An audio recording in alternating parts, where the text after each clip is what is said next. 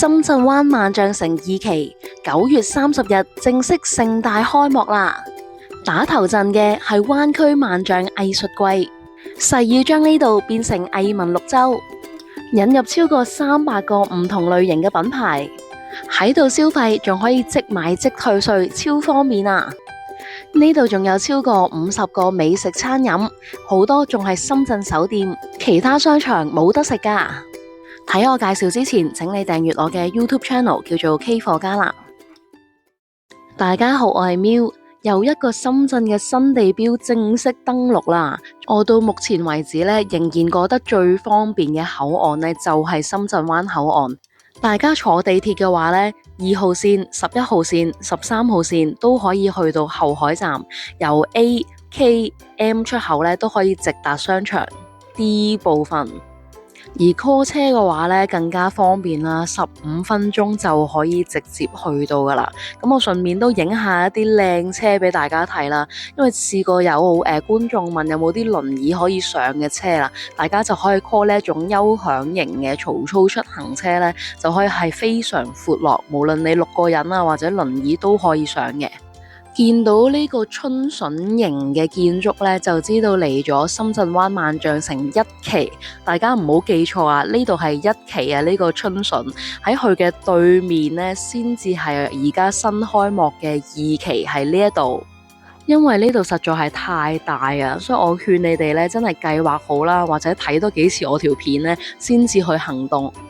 呢個係一個重大嘅項目啦，所以我同我合作嘅伙伴呢，都真係一齊好辛苦先拍到呢條片出嚟。咁大家呢，就最記得留意個灣區萬象藝術季，喺去出邊唔同嘅地方呢，都有唔同嘅展品展覽喺度展出。首先最多人想打卡呢，一定就係呢2隻貓貓噶啦。佢位於 C 區日景3路呢一度，叫做貓與魚啊。一隻就係跳起咗嘅貓貓啦，另一隻就係坐喺度，兩隻都喺度玩緊嗰啲魚仔。佢哋都係致敬馬提斯藝術之旅嘅展品。我哋落去商場影下入邊啲店鋪俾你哋睇，然之後再慢慢講嗰啲藝術裝置。喺地面呢，你見到任何嘅扶手電梯呢，都可以落去先，因為我覺得最主要行街嘅部分呢，都喺 B1 樓層。今日正式開幕啦，四圍都係嗰啲舞龍舞獅嘅聲啊，冇停過。而最旺場就係客戶服務部啦，因為大家呢都想知自己喜愛嗰間店鋪呢喺邊一個位置。咁喺深圳灣萬象城2期呢一度呢，就有超過300間唔同類型嘅品牌啊，連埋1期嗰邊呢，加埋晒，其實已經超過500間唔同嘅品牌。如果你想揾有啲有牌子啊、高端啊、名牌產品呢，其實嚟到呢，你已經可以揾到晒。同埋新商場有好處呢，就係全部嘅店鋪都做緊新開業優惠，所以呢，你喺度買嘢呢，會比喺佢其他嘅分店更加平。呢2間嘅飾物店呢，都係我經常都幫襯嘅，啲鏈嗰啲呢，特別靚啊！今日呢，行到去呢間叫做 Cashmere Lab 嘅地方呢，我就失手啦，因為有件褸真係超靚啊！都是1980啊，可以看一下，這種都是1980旗下的一個體驗店嚟的啊，這一款可以看一下，像這些的話是我們男裝的一個經典的一個系列的一個基礎款式啊。哇，呢件好靚，我好中意呢啲啊！你可以看，這是怡寶同款的，剛剛上過來的，它是400%。哇，好舒服啊！它這樣子可以套這樣子。哇，這個是在後面還是前面的？前面後面都可以，我們可以這樣子隨意繫一下，也可以繫到後面去的就是這樣子。你就搭配裡面，你也可以把它繫到後面，也可以的。又薄哦，這個保暖嗎？暖和。哇，很暖。羊絨的話，它就是又輕又柔又軟。對，好喜歡。它跟羊絨就會有點重量感嘛，它這就有點在身上完全沒有束縛感，讓我們的穿着中的話很輕鬆的一種感覺啊，又不是一個暖和度這樣子的。哦，明白。這個有芯嗎？這個有新的嗎？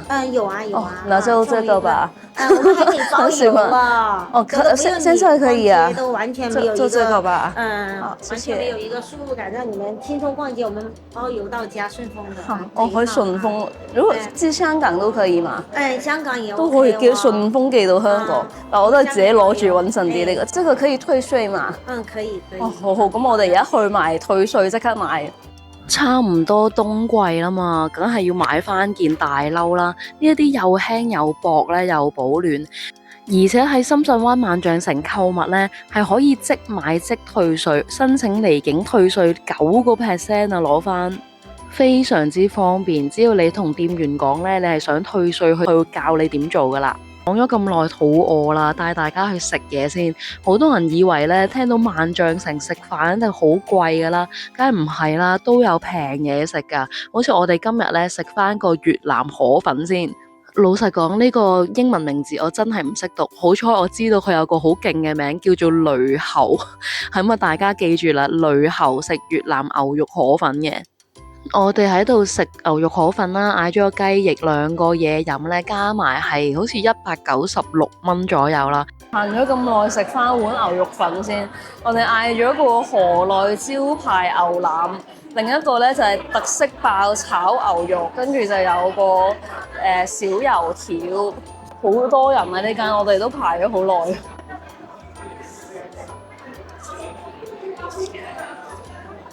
好正！